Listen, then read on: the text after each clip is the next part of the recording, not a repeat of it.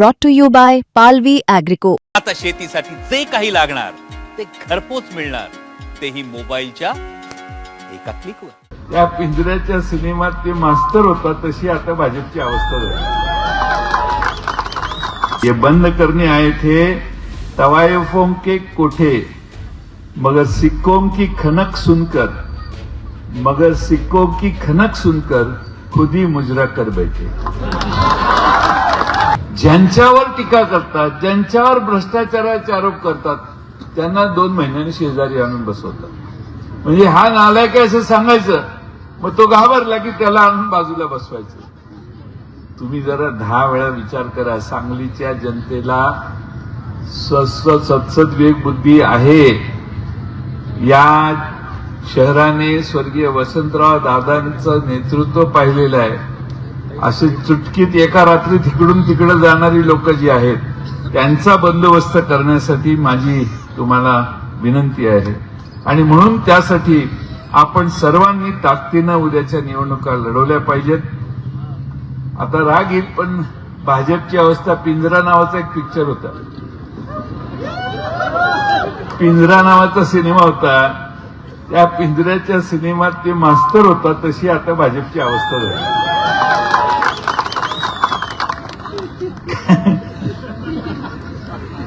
मी मास्तराला तमाशाचा नाद इतका लागला की तोच तुंतुन हातात घेऊन सर्वात पुढे उभा राहायला लागला. तशी अवस्था झालेली आहे. एक सहज सांगतो, ये बंद करने आए थे तवायफों के कोठे.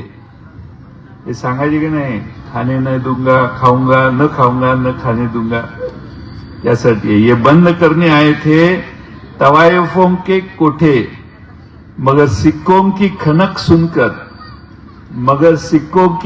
सुनकर खुद ही मुजरा कर बैठे. असा प्रॉब्लेम आहे सगळं. आणि म्हणून अकोला काय, अमरनाथला काँग्रेस बरोबर आघाडी केली.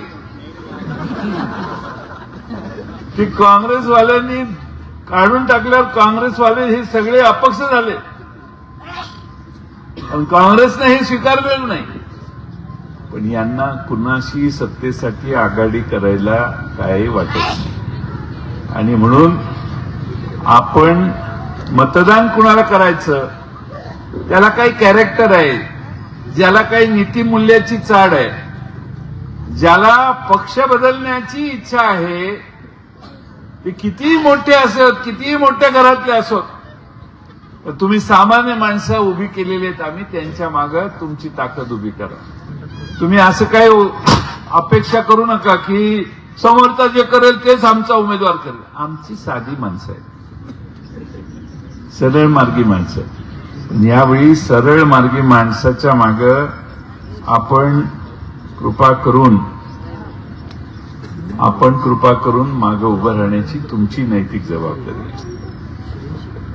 आता एवढा पाऊस पडेल आमिर भाई, इतना बारिश गिरेगा, इतना बारिश गिरेगा, इतना बारिश गिरेगा, पूर येईल, पूर पाण्याचा. तो पूर एवढा येईल की तुमच्या घरात शिरेल पाणी. पाणी घ्यायला आमचा विरोध नाही.